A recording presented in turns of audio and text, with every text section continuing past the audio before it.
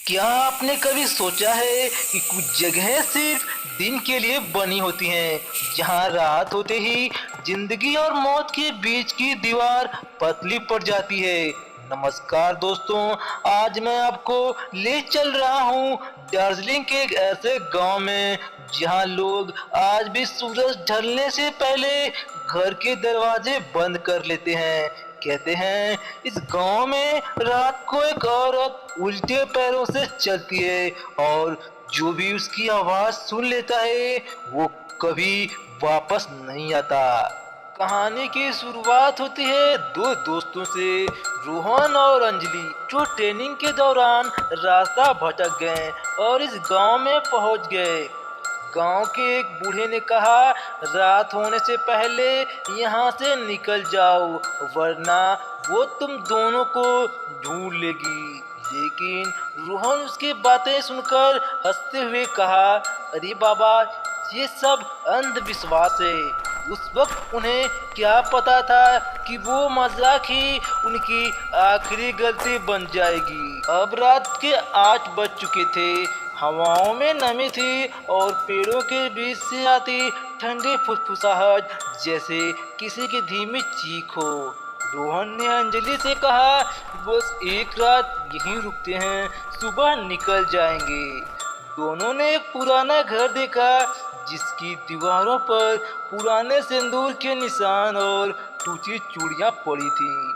जैसे ही उन्होंने दरवाजा खोला, एक ठंडी हवा का झोंका अंदर आया और दरवाजा अपने आप बंद हो गया। अंजलि बोली, रोहन, क्या तुमने सुना? किसी के कदमों की आवाज, ठक ठक ठक। वो आवाज छत से आ रही थी।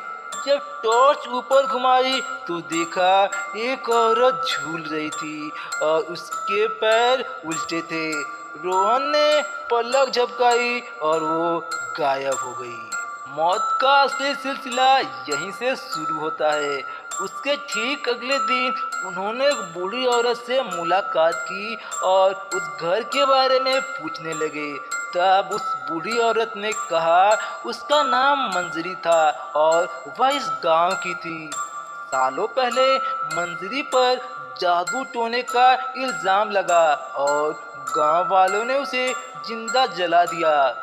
मरते समय उसने कहा था, मैं लौटूंगी और जिन लोगों ने मुझ पर शक किया है उनके बच्चों के बच्चों को भी चैन से नहीं रहने दूंगी। उस दिन के बाद से गांव वालों ने सूर्यास्त के बाद घरों से निकलना छोड़ दिया।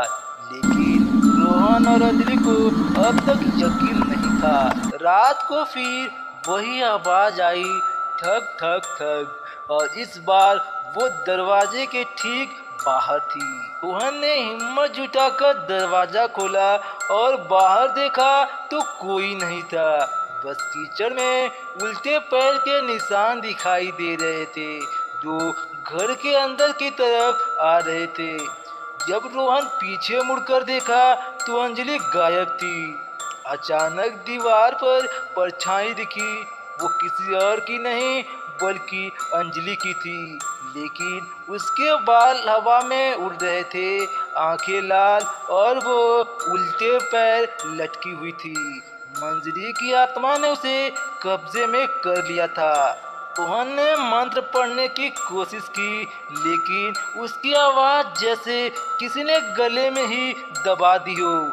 चुड़ैल बोली, अब तुम भी मेरे साथ चलो। और अगले पल रोहन की चीख जंगल में गूंज उठी। वह जब गांव वाले पहुंचे तो उस घर का दरवाजा खुला था और अंदर सिर्फ खून से लिखा एक वाक्य मिला, वो लौट आई है।